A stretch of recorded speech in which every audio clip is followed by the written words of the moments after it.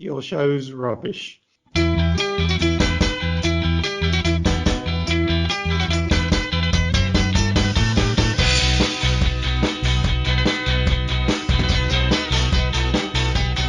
is it recording? I thought you were joking. Okay, Three, go on, two, one, go. Hello, and welcome to the Trout Spinners. I'm Gary Forrester. With me, well, not with me, but with me in spirit is Miles Purnell, my co-presenter. Hello. This is the Trout Spinners, and we've been off for about a week. So it was lovely. It was a lovely break. We both actually saw our mums, funnily enough, because we don't see them that often. Yeah. Both called Jane. That's what a coincidence. That's sort of facts like that the listeners come back for time after time. Weird, isn't it? How was your mum? Mum's? Yeah, it's all right. Well, my mum's married to a woman. It's whatever, mate. So, but she. Do you call her Uncle Hazel? No, I call her Papa.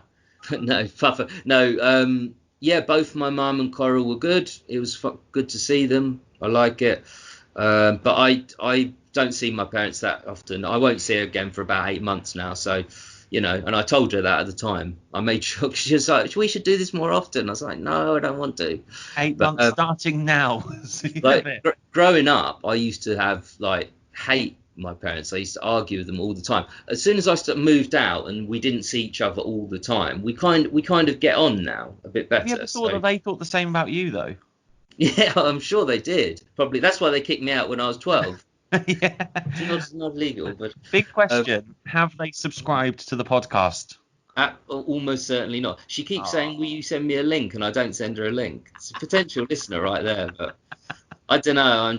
My dad wants to listen as well, but he used to be our only listener on our radio show. Yeah, times have changed. I've got a little Saudi Arabian fella there listening away. Yeah, we've got people from all over the globe. In fact, if you are in a country other than the UK, tweet us at Spinners Podcast. I can do that now, and or get in touch with us somehow. Let us know where you are so we can talk to you. I actually want to know if someone's from Suffolk, because I was back home in Ipswich. You wanted to sign an autograph, didn't you? You wanted to sign an autograph. Can you imagine? You'd love that. My Derby Road station. Sign an autograph of a Tin Pot Radio podcast.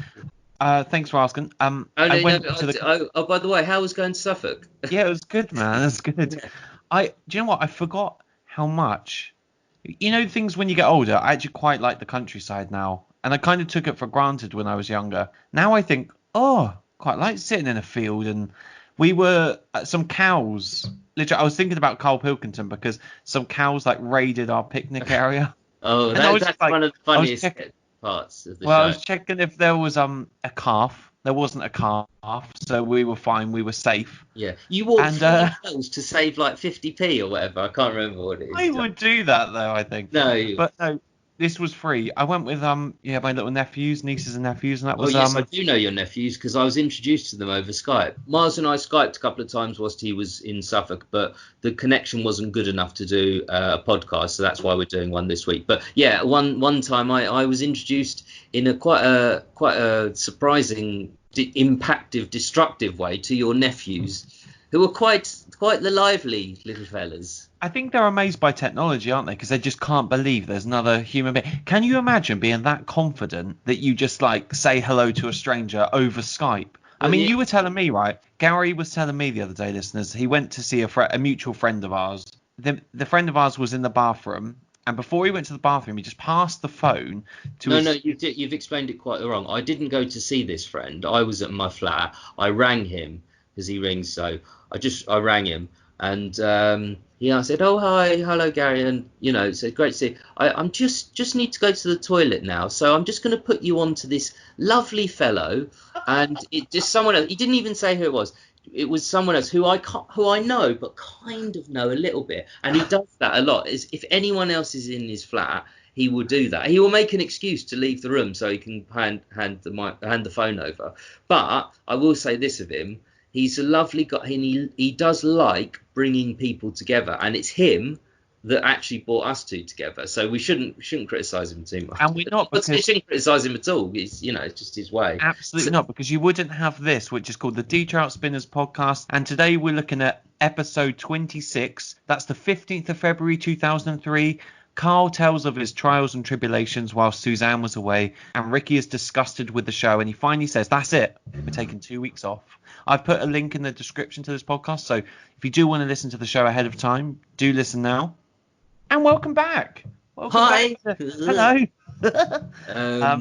Pretend that's like such a showbiz thing to do, like, oh hi, welcome back. Yeah, There's welcome actually back. no That gap, was some adverts and that. Gary, what are your takeaways? What are your initial thoughts of this ep? Well, actually, I thought it's a good episode. It's got some absolutely classic moments in, and actually, it's got something. I don't think this will be shared amongst all our listeners, but there's about a minute and a half's worth of audio that is actually probably my favourite ever, and it's not an obvious bit, but you know what it is. If when I tell you, I quote it back to you.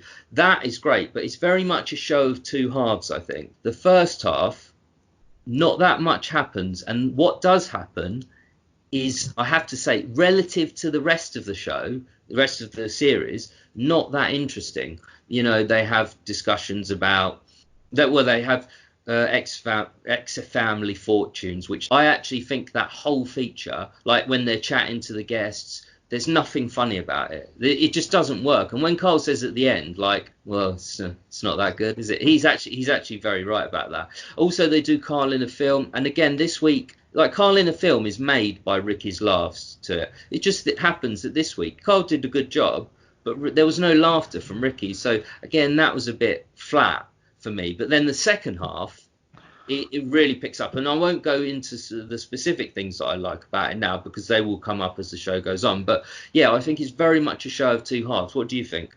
I know exactly what you're going to say. I know what anecdote you're referring to in that. Go on, you can say. Well, it's the bookshop, isn't it? Yeah, it's Do you know the way to the bookshop?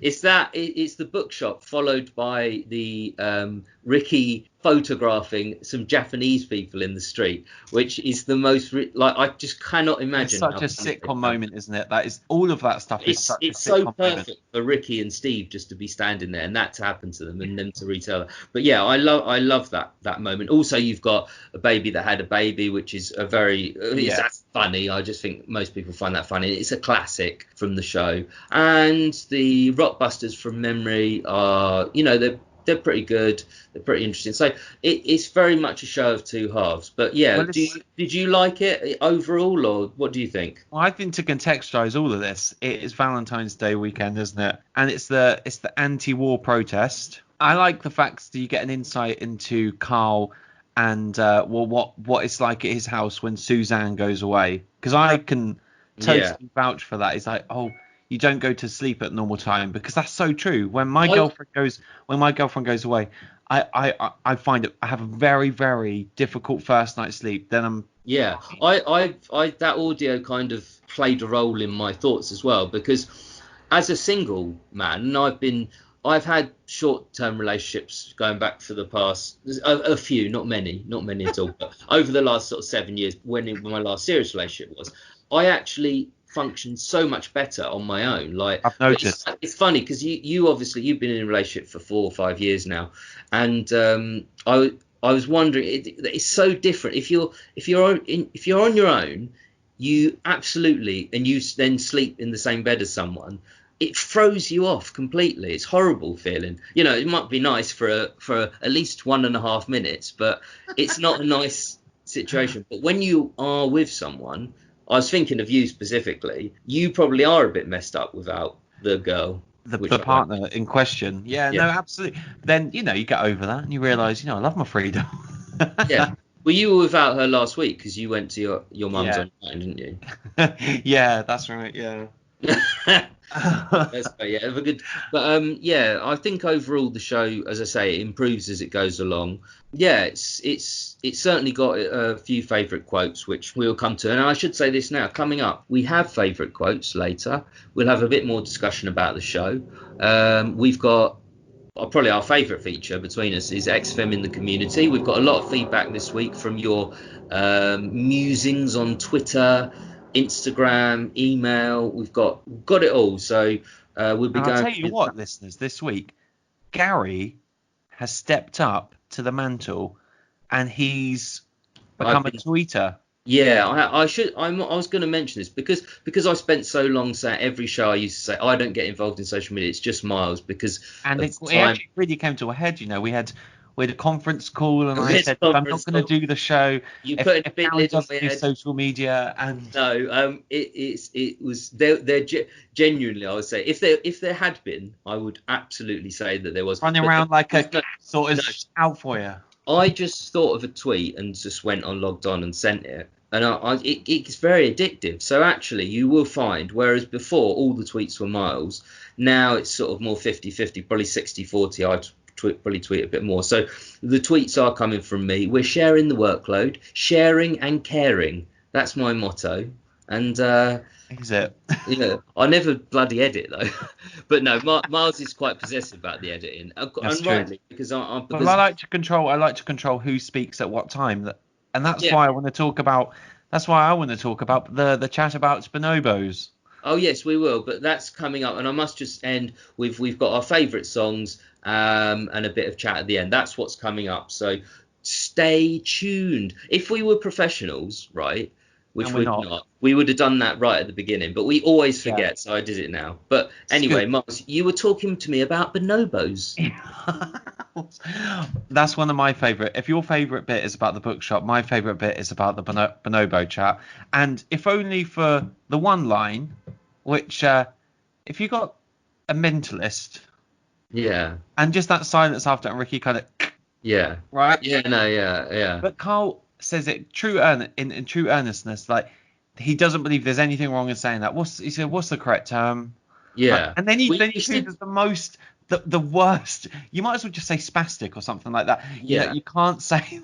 Well, we should, yeah, you are. I mean, there's always this dilemma, and we talked about it off air and things like about using these words on air. I don't think mentalist is that bad, but the S word is probably quite bad. I would not say that on air, but we're only saying them to comment on the actual show, and actually, they can be funny embedded in a funny context, but actually, if you take out the context, it is very offensive. But I totally agree with you. It's very earnest as well from Karl. Like he's just saying someone who is slow, educationally subnormal, which again is not the right term, but he just calls them mentalist because it's like in his brain, anything mental, anything wrong with your brain, you're a mentalist, like anything. So.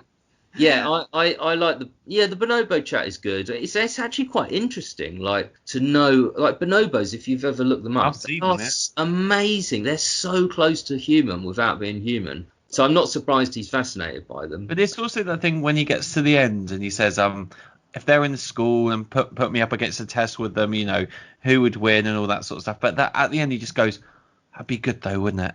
Yeah. He genuinely, that would make him happy to spend some time with some monkeys, which he did do in An Idiot Abroad. Yeah, but he hated it because hated every second. Yeah. And I've watched that, right? He's great on Idiot Abroad. I love it, and he comes out with these brilliant comments. But when I watched that, and I thought of something he could have said, and it to this day I always think I wish he'd said that. I'm not saying I'm better than Karl Pilkington with coming up with stuff. He's better than me. But I just came up with this. When all these monkeys were over him and he looked really miserable, if he just said, "Oh, they say you should never meet your heroes." That's I good. just think that's good. So, but yeah, those aren't bonobos what he met. They're just macaque Yeah, monkeys. but actually on the subject of An Idiot Abroad, did anyone listen to Elevensies with Daniel Perry? I used to listen to Daniel Perry a lot. She was a DJ at XFM, and she's just launched this new podcast. So do check it out.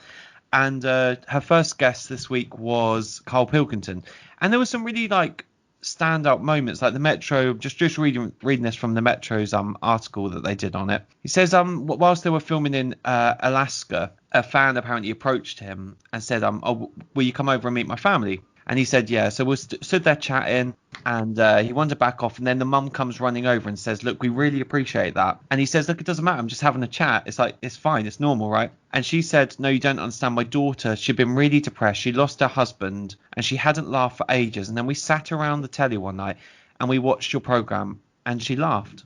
Oh And wow. he says, and you don't understand, like it sort of snapped her out of it. And Karl And said, is it Carl retelling this story on yeah, the that's next right, yeah. podcast? Oh And he wow. says, and he's basically after that he says, like you kind of do these programs, you do these shows, and radio definitely. And you don't realize the impact of something like he's someone that's very modest. Obviously, he never expected to fall into this line of work, which he says in the interview. He said, like, I do feel he's got that sort of imposter syndrome. He can't quite believe it's happening. He said, like, this wasn't meant to happen. No, yeah, And absolutely. you kind of flippantly produce these shows and these TV things. You just think they're entertainment, but it's kind of a lot more than that, isn't it? It's actually sort of it's therapy for a lot of people, because that girl has probably, I don't know, the girl in Alaska, she'd probably tried therapy, she tried medication, and I'm not saying it's an all cure all, like as soon as she's watching India Abroad she's cured, but for her to laugh the first time in, you know, months or years, that's a huge thing. Yeah, the impact of something like that, and particularly with Carl and Ricky and Stephen, what we're doing, the impact of those shows is so great, because I don't know, I can't quite put my finger on why, but it's like they've got more, they're more human, they're very human. It's not like going back and watching a sitcom or something scripted. They're so unscripted and so unplanned that they've got the funny stuff, but they've also got the sweet thing. Yeah. And they've got the complexity of different interactions. That's also radio. The fact that, you know, when you listen to radio, it's only you that's listening to it, and they're you're talking conjuring directly your to own someone. image in your head. Yeah. When I was walking down through London, and there was a woman at the top of a skyscraper, and I was looking at her, and she was going to jump, right? Really? Yeah. God. And I said, look, have you tried listening to the Trout Spinners podcast? Oh, yeah. And she jumped. That went from the most sweet, lovely anecdote that you were going to help this woman to a very offensive little bit where you take the piss out of people jumping. But no. In all seriousness, we know. I've been humbled. Like I'm not even. It's so obvious it doesn't even need to be said, but I'll say it anyway. The impact of our show is nothing compared with XFM. It's so small, but I've been humbled. Like our loveliest emails we've ever got have sort of said that, you know, how much it's helped with things like depression. And we've only got one or two. I'm not overblowing it, but those emails mean so much, because we've both been there. We've been on the other side of that. We've been saved almost. And it sounds quite dramatic to say saved, but we've been saved by podcasts and radio, and mainly the XFM shows over the years. So it's so lovely to kind of have that kind of impact. But it's obviously it's nothing like them, and it's only one or two people. But it's nice, isn't it? Gary, have you ever squeezed someone's head? Yeah, I've squeezed a few heads. Have you really? Yeah, I think so. I've got a couple of board mates, and actually, when I was really Jerry Blair. when I was really, you know, when you're much younger and you sort of go, oh, you're sort of like looking for role models, and you're like, obviously Ricky was. How old do you mean here? 3 or like 15?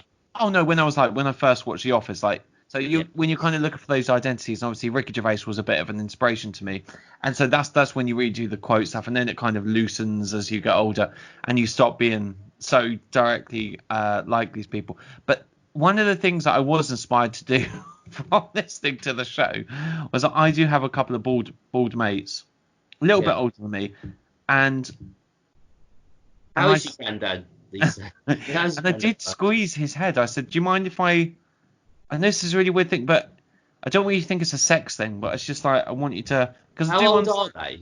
Boys like us. Plus, I remember I was in a pub, actually. This is a bit more when I was a bit younger, and I did it to some random bald guy, and I squeezed his head. You're not like that. You don't have. I did do that. You went up to. You must have been very drunk. I was very drunk. You were and very I went up to him, and I squeezed, and I said, "Excuse me, do you mind if I just like squeeze your head?" Yeah.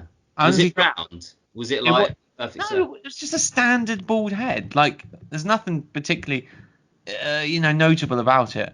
And did you kiss anyone as well, or was that just for other? We'll talk about that. Yeah. Squeezed his head, and I said, "Oh, that was fun. Do you want to do it again?" He said, "If we do it again, I'll gut you from here to here." Oh.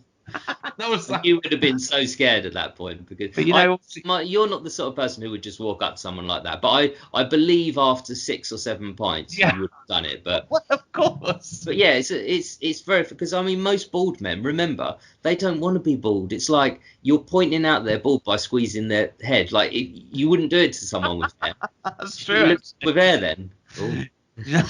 oh. And But that's still one of my favorite things.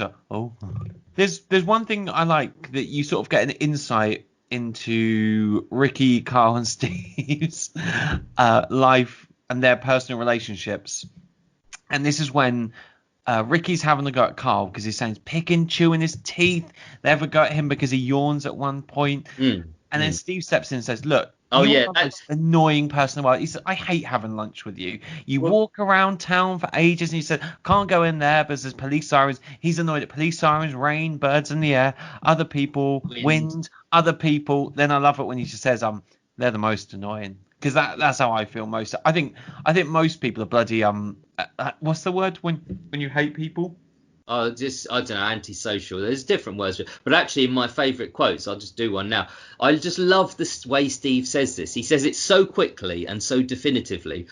Well, I know, but this is the thing. You are the most irritating man I've ever met, without a shadow of a doubt. I just love the way he says that. So, and I actually put it in my favourite, even though it's not like a funny quote in itself. It's actually it's funny the way he says it, because he means it so much. And again, that's why the shows have got like timeless value, not just, you know, a bit of comedy here and there, because it's so real. They talk to each other like real, genuine people. And another moment that's not similar, but it kind of gives an insight into their psychology. It's not an outwardly funny moment. Is where Steve says, he says it on other shows as well.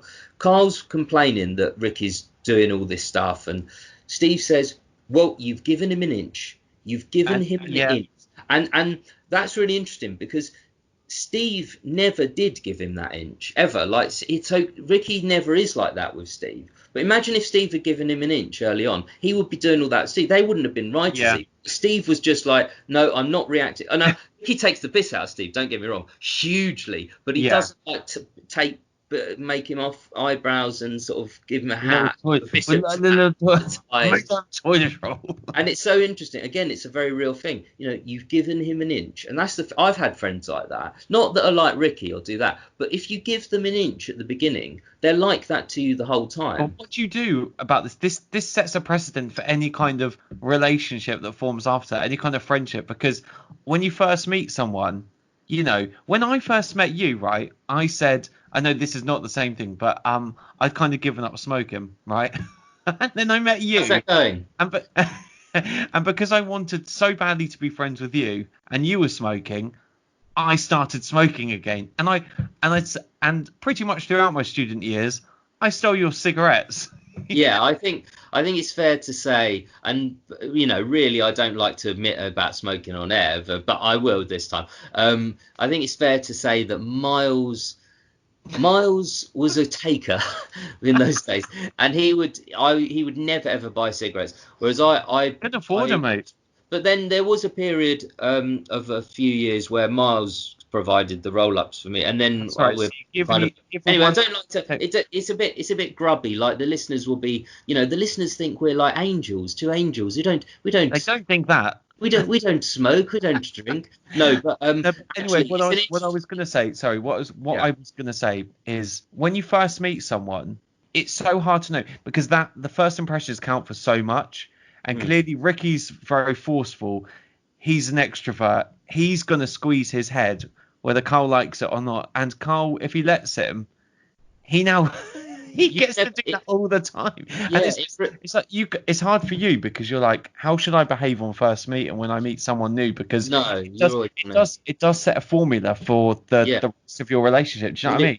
Well, it reminds me of the anecdote Steve tells about being in class, and I can totally believe this and imagine this. Or was it Ricky who told it? I can't remember, but he's saying, you know, and we had this new teacher, and someone found out his cat died, and someone drew on the board before he came in, the cat being run over, and he ran out and cried, and they said, and it's true, he'd lost him. That is it. You can never get them back, because you're right, first impressions do count for so much. Although I will say this, there's some few people I've met in life who I've really liked when I've met them, And then over time, I've come to really dislike them. And a few people, the opposite. There was someone I used to work with. I absolutely hated him. Like, I thought he was so arrogant, a tosser. Like, he was just. He was like, he dressed as an 80s sort of, in an 80s throwback manner. I love Morrissey. That's okay, but he just was like, I just saw him as this aloof dick. And then one day our seats were switched, so he sat opposite me. Within, like, I'd say 3 weeks, he's honestly the favourite person I'd ever met there. Like, literally, it turned that much. So your first impressions count for a lot, but I've had lots of relationships where it's completely turned the other way, 180. Yeah. And now you're friends with Paul the Party Animal Parker. I love him. He's it's like Johnny Well, Block. do you know what I mean? If first impressions do count a lot, and so thank you everyone who's made it this far in the podcast series, because I had a lot of negative feedback from the first episode. Hello. What are you saying hello to the people who've sort of stuck with us over all this time? Like, yeah, hi. Thanks for that. No, we really genuinely appreciate it. We've given you an inch and you've taken a yard. Absolutely. We've given you an inch and you've taken nothing because no one listens. No, we actually. Karl does a brilliant line. And they're talking about the anti-war marches, the protests. Table 7 for 1 million protesters. Yeah. And he's saying like things like there's too many people to get anything done. And I totally agree with that, actually. There's more than... Have you tried organising a party of 5? Oh, absolutely, yeah. I would do that. You know, if I ever get married and it is a stag do, my stag do is just going to be me and you in a spa. Seriously, that is... Because I can't... Yeah. And I'm not even going to let you book it, and I know you would never do that anyway. No, as if I would like actually book a stripper and like, oh god. No, what I mean is, no, but even choosing the hotel or choosing the. Of course, it was your.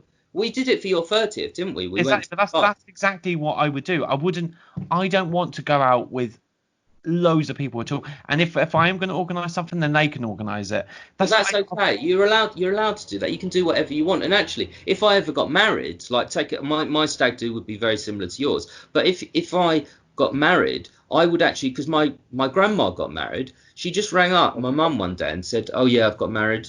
But we knew she had a partner, she's like, "Oh, she didn't tell anyone. All they had was 2 witnesses." 2 friends and them 2 and the vicar or whatever. Is it? Huh? In the prison.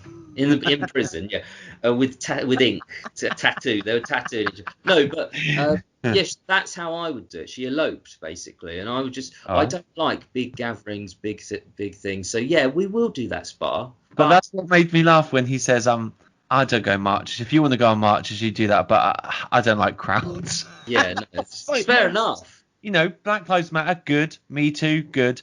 I'm not going out. I can't be bothered. Yeah. I think it's too with Karl, don't like people. I don't think Karl would go even if there was 3 people. Not saying he doesn't inside himself support things like Black Lives Matter. I just think he just wouldn't bother. And I'm speaking as someone who probably wouldn't bother myself, even though those issues mean a lot to me. So yeah, that was an interesting part of the discussion. I think overall, because we'll kind of wrap up our thoughts now, and then we'll have a break, come to our favourite quotes. But I think the turning point of the episode is another discussion I love, is the discussion about squids. And I just love... I love Karl retelling that, and the way he says it, like, because obviously Ricky's saying, like, if you had to have a kid but you had to sleep with squid, would you do it? Like, at the time he would have been saying that, but the way Karl, he sort of retells it in a northern way, like he says, you were sitting there talking about squids and having to go off with one if you wanted a baby. Like, I love that, having to go off with one, like going off with a squid. Yeah. Like, it's so like. You've been out.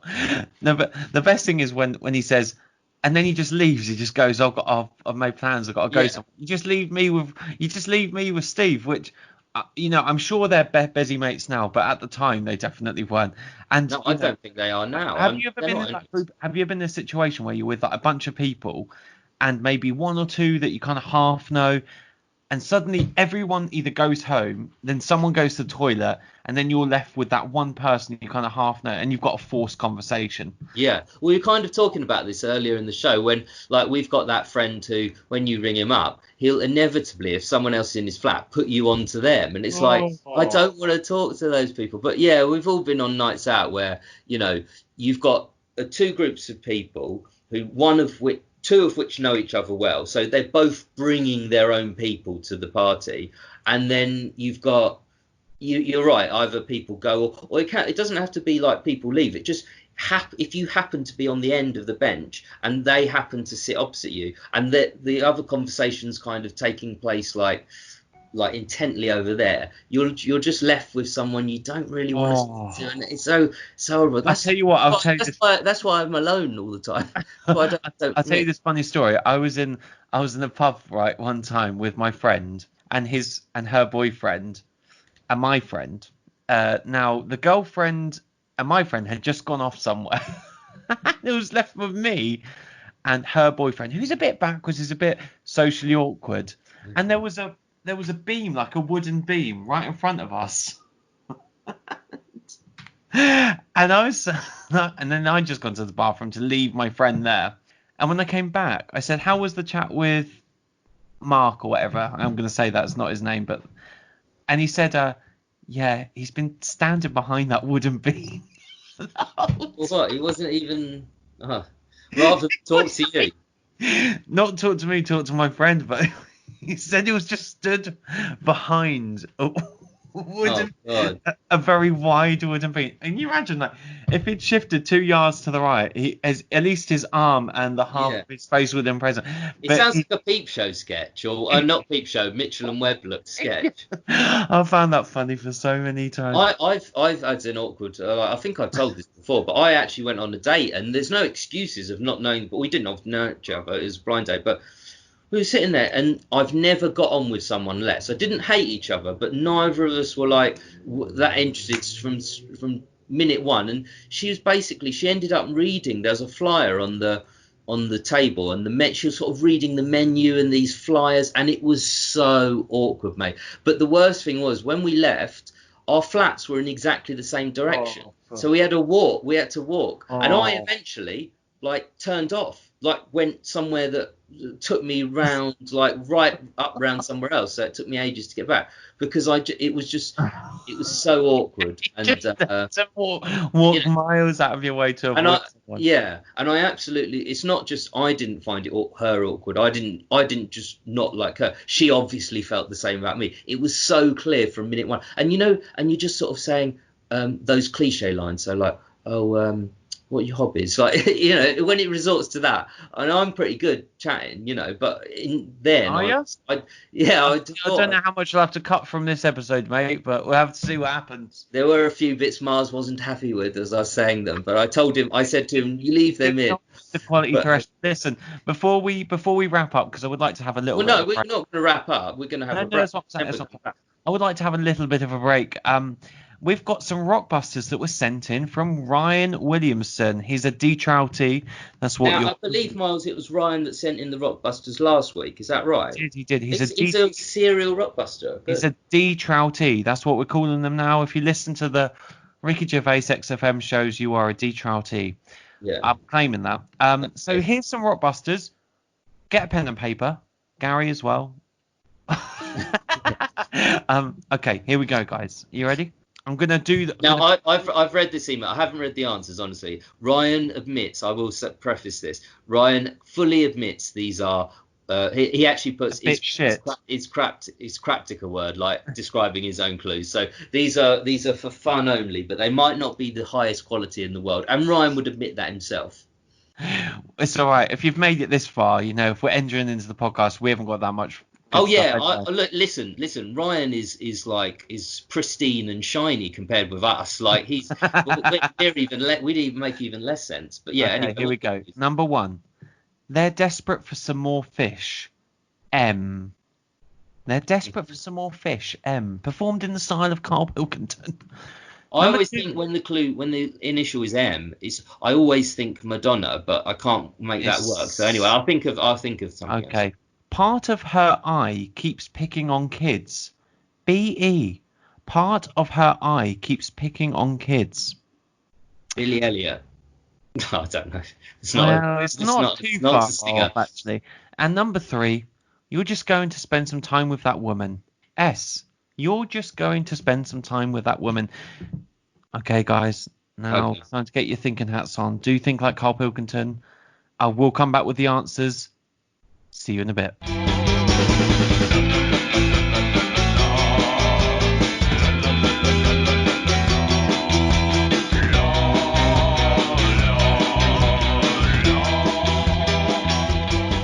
Welcome back to the Trout Spinners. I'm Gary Forrester, with me is Miles Purnell. I hate saying my name, don't mind saying your name, but get that out of the way.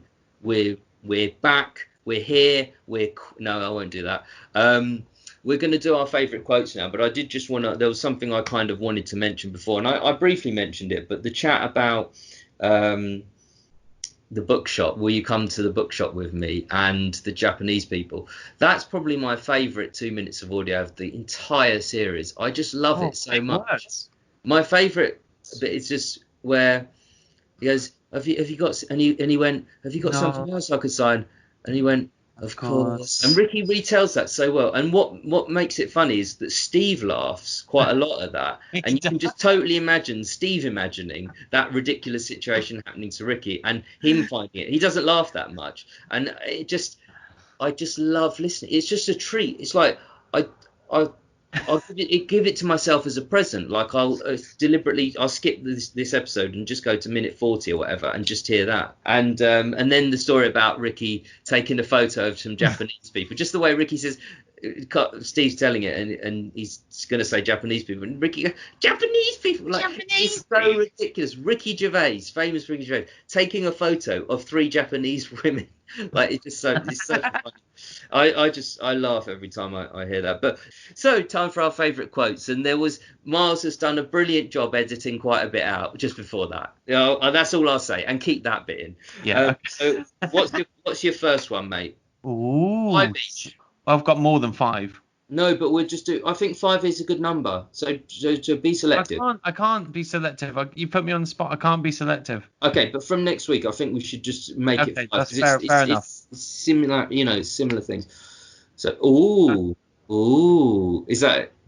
No, is that yours? I was literally about to do that one. No, you did. You just did it. That's why I was. Sexist. Yeah. Subservient. Well, couldn't say man. Couldn't say man. Yeah. Okay. No, I love that because they're so offensive in so many ways. But that's like he's like, oh, you were a tiny bit offensive. Well, quite offensive. Like, oh, I'm gonna pick you up on it, even though I'm the most offensive man in the world. I did it earlier, but I know. But this is the thing: you are the most irritating man I've ever met, without a shadow of a doubt. Yeah. And it's the way he says it. Yeah, had a right good laugh. Yeah. That's when Karl's talking about Ricky saying, "Oh, I laughed, didn't I?" Yeah, the right good laugh. Right good laugh. So what? You could actually trim it if you fancied. Yeah. good acting. Go on. Next. Please do not blaspheme on air. Please do not blaspheme. Again, it's Ricky's kind of like, I'm so offensive, but I'm gonna pick anyone else up. It's just Karl saying, it's just a bit of fun, for God's sake. Yeah. Getting all offended about the prizes. Yeah. Steve's looking annoyed. Uh-huh. That's again brilliant. That's a classic. Bonobos having sex for pleasure. Yeah. Yeah. It's not that good. Talking about eggs of family. Yeah. It's just like the pauses he does after. He's like, "What do you think of that, Karl?" Well, he's absolutely right about that, by the way. Yeah, it's not that good. Shit, who else can say that? More monkey news from around the world. Yeah, I've got 6 actually. Having made you feel bad about having more than 5, I've actually got 6. No way. Like when Karl says, maybe you could do a bit of that stuff. I like the Ricky where he says, no way, and then he saes, no way. Yeah, like, and he says, absolutely, I am not. That's like, I am Ricky Gervais. Ricky Gervais does not do menial tasks. True, isn't it? Okay, I'm going to blitz through these. I go, something, you go, you know how it works, and I go, buzz. I've got one more, by the way. So. Okay, go on. I've already covered it, but of course. It's my favourite quote of all time. Okay, I've got 4. Here we go. Blitz through. For God's sake. You're definitely right about that top answer. we asked 8 of my mates. Yeah, I hate that whole thing. Yeah, even that, she's not right. Silliness does not mean. And do you know what annoys me? Just coming to that feature very briefly. She picks silliness, right, and then she picks sensible at the end. Yeah. Like make your mind, and then smelly eyebrows in the middle. I mean, Oh, it just. But even the she is chat a with the villain. guy. She's a villain. She's the villain of the show. I didn't realise how much, but yeah, I can't remember why it came up, the frog thing. yeah, And that was our favourite quotes. yeah. Oh, you finished. You can see. I mean, you can see why it needs a bed, can't you? This feature. Yeah. Hang on. Are you serious? I said all this stuff about having a bed, right? And Miles said stopped and said, no, take it out. No, they don't need it. He said it wasn't funny. It's like he's the arbiter. And it wasn't supposed to be funny. It was just like a look behind the curtain. And I can't believe we've just done the feature. So I re-recorded it, just as said, oh, it's time for favourite quotes. And now after that, he's like, oh, you can see why it needs a bed, can't you? I cannot. The hypocrisy. It's the puppet master, isn't it? It's the puppet master. Okay. At work. No, see, Miles jokes about that. There is an element within Miles where he loves that, but he is not the. Anyway, it's time now, and we're going to do it slightly different. Usually Miles reads it out, but because I had put some tweets out this week, and I'm not going to go for everything, but it's time for XFM in the community. What have you got, Miles? And you start off, and then I'll just find what I've. Now that we're back, I think it's a good time now to share the Rockbusters answers, because this will not lead us into something nice that Ryan Williamson has said, who kindly sent them in. Oh yeah, so, remind me of the clues, and I'll take a guess at each one again. So number 1 was they're desperate for some more fish. That's M. Is it? Wait. Is it madness? I don't know. How would you get from that to that? I don't know. But it was Macklemore, like Macklemore. Macklemore? I don't even know who they are. He's a DJ. Macklemore. You know I don't know any DJs. Yeah, DJ. Unless it's DJ Shadow, because you should pop that on and dance to it myself a little bit. Pop that on and dance a lot to it myself. 2 big bags on. Part of her eye keeps picking on kids. That was BE. It's something to do with like Iris will be in there or something. Iris or Virus.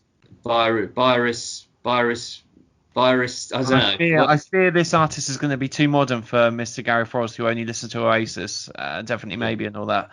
It was Billie Eilish. Like it's a. I have heard of Billie Eilish. Billie Eilish. Carl, you're brilliantly terrible as usual. What's his last one? Last one. You're going to spend some time with that woman, S. So that was see her. You're going to see her. I'd like to think that this one actually makes sense. Hopefully it makes up for how bad number 1 is. And number 2, quite frankly, Ryan. Well, what's the see her? See her. As in Who's see her. that? See her. Do you not know who that is? How do you spell it? SIA. She always wears a hat. Oh no.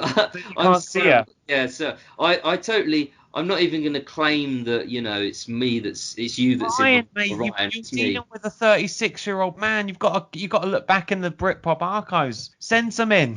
Thank you for those, Ryan. So I'll come to some feedback. So I put out there. Whoa. So with that in mind, Ryan, he goes on to say, love the last show, guys. That infinite monkey chat they have is one of my personal favourites out of all the shows. Agreed, Carl Ryan. trying to make out some logic of it, asking if the monkeys would know the story. It's brilliant.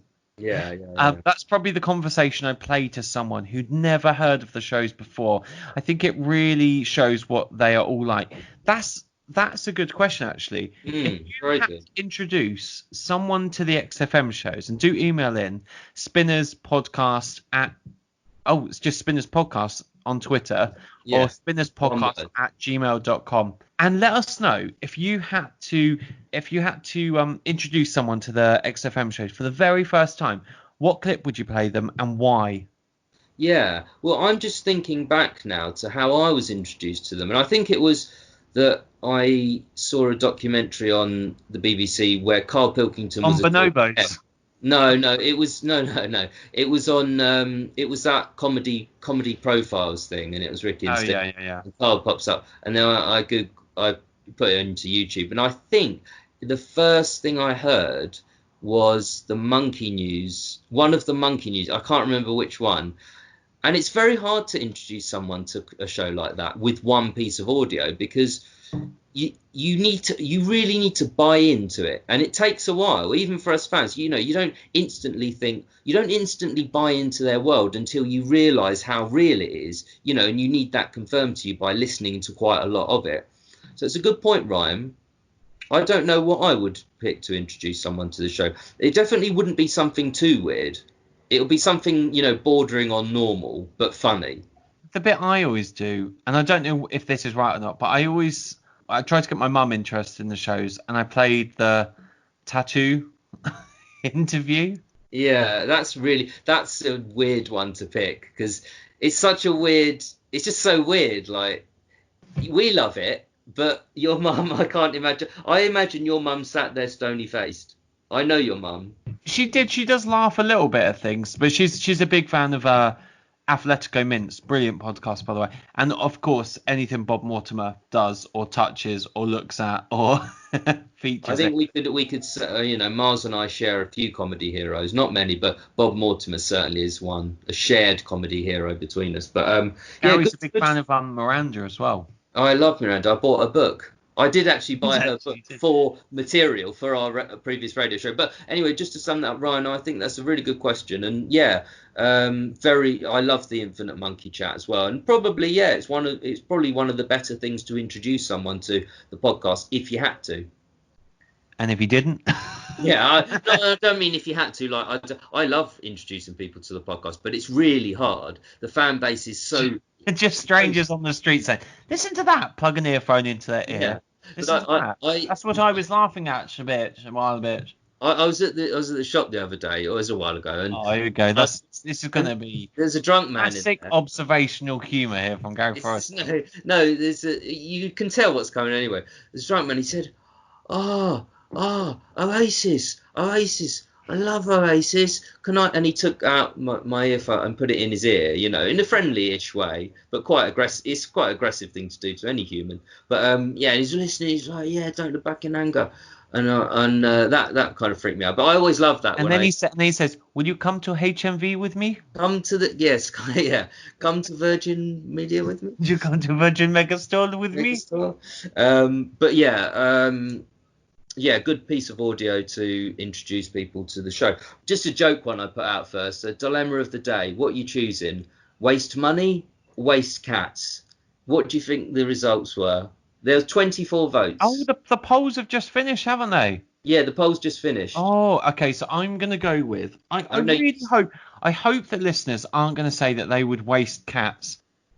Miles, have you even met one of our listeners? 2/3 of them, 67%.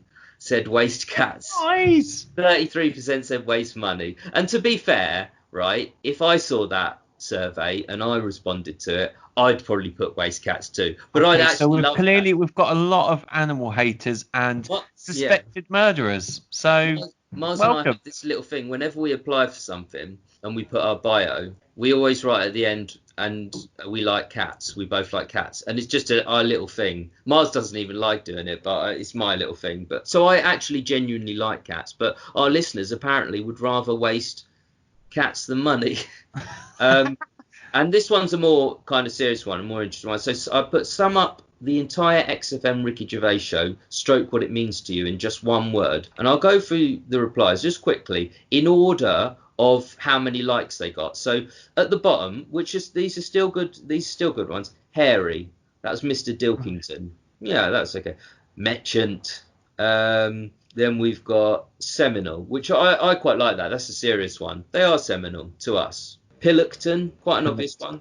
Unique, laughter, and some of the ones that got higher. Antipodean. Squoze is still not a word, which I like. It was more than one word, but he was allowed to. This one I love because it's one of my favourite quotes of the show. But he totally didn't get the idea, and he used more than one word, just because it got my interest, and I kind of thought, why didn't he look both ways? So I'll give you that because it's such a good quote. It's all right. Tim Pot, Pilk Boys, Man Moth, and the highest rated ones, grippage, cryptic. And the highest one, actually, that was antediluvian. So yeah, thanks for replying to that. We got quite a few responses. So I think laughter, unique and seminal. If you're going to take, obviously people are joking with the like grippage. Actually, this is a good one. Genius. Yeah, That's a good one. and do tweet us at Spinners Podcast. Gary, miraculously, and I'm impressed by this. I did a technical thing. I did a technical thing. Me did technical thing. A 36-year-old man, single, alone, lonely, he did something seminal. Yeah, I know, genius, I'd call it. Yeah. No, I'd call it grippage. No, basically I looked on Twitter and I came up with a Twitter name which was terrible, Trout_D. It's what does that mean? What does it even mean? But we realised we're allowed to change it, so now it's Spinners Podcast, all one word. Same with Gmail, that's been changed, spinnerspodcast@gmail.com. If you email the old email address, we will still get it, but start emailing the new email address because we don't really want to check too. I don't really want to check too. Well, when I say we, it's very loose, baby. Loose use of the term we. It's Mars that checks it. That's it, and that was the D Trout Spinners episode 26. I think it went okay. How do you think? Did a bit of a debrief. I think we do at the end. I think that's a good. I was all right. Yeah, I thought it was a good show. You all right? Well done. It's nice to talk to you, and I hope to see you in person soon. I'm actually on holiday now, ladies and gentlemen. I'm doing a bit of a staycation. I'm going to go to Snowdonia and Cardiff, Snowdonia and Wales. So if there's any Snowdonian fans, hook us up. Yeah, Miles is so desperate to sign an autograph. He wants someone to be in Snowdonia who knows the show. He honestly, that would. I know the ego power trips that Mars would go on. If he's like, it would mean a lot. It would mean a lot to him, and therefore could not be further from the truth. Because I'm actually going to this place to get as far away from people as humanely possible, because I can't be stuck in this hellhole anymore.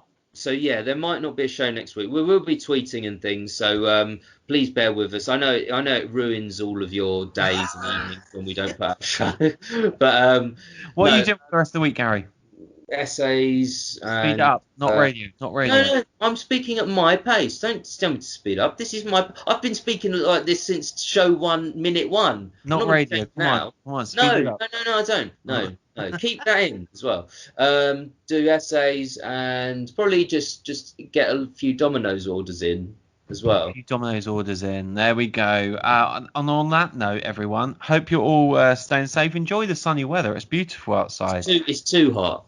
I'm being miserable. Well, I was trying to be a bit more upbeat. I know, but I wanted to leave put your sun cream on. Sun factor 40 plus. That's my recommendation. Gary might think differently to that. Do they have that on the bottle? They do, yeah. They do indeed, yeah. Oh, do you know what? Actually, sorry, before we wrap, I got my temperature taken for the first time in a pub. They went blip. They beeped your head. Oh, really? Yeah. Oh, so is it a mandate? So is it in your ear? No, on your forehead. Boop. Oh wow, that's a clever idea. I got 34 degrees. Apparently, if you're over 37, not allowed in. Yeah, that's a good idea. That anecdote does reflect. That anecdote also reflects on the frequency that Mars occupies pubs at the moment. Because I haven't even been to a pub since lockdown. So no, but let's hope we can record in one soon. But anyway, when Mars is back from holiday, we might do one more on Skype, then one more, then we'll meet in person and wow, imagine that, listeners. Imagine it. So, but yeah, as Mars says, stay safe. Please do get in touch with us. We love it. And yeah, that's it. See you later. Squash.